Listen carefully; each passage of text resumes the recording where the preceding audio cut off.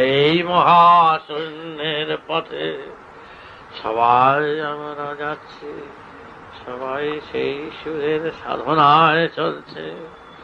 আমাদের সাথে শুরু সেই রাম নারায়ণ রাম, এই হলো আমাদের পরম রাম নারায়ণ রাম, রাম নারায়ণ রাম।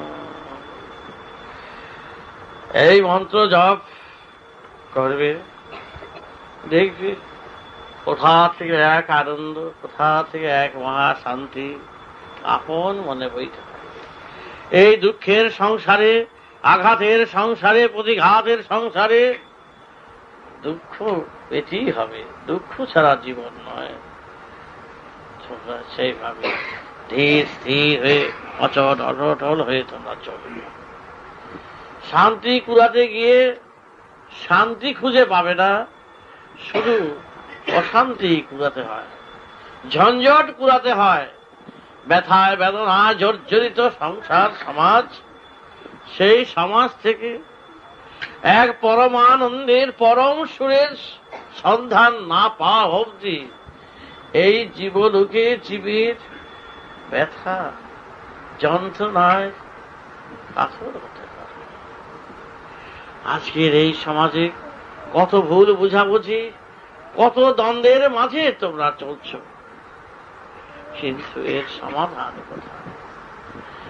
সংসারের ঝঞ্ঝটই শেষ হয় না, তারপরে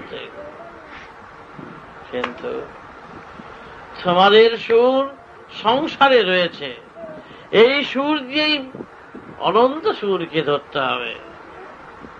তাই ঠাকুর তোমাদের যতটা পাচ্ছেন গুছিয়ে দেওয়ার চেষ্টা করছেন। ব্যথায় বেদনায় দুঃখে কষ্টে আমরা সবাই একত্রিত হয়ে বাস করছি, কিন্তু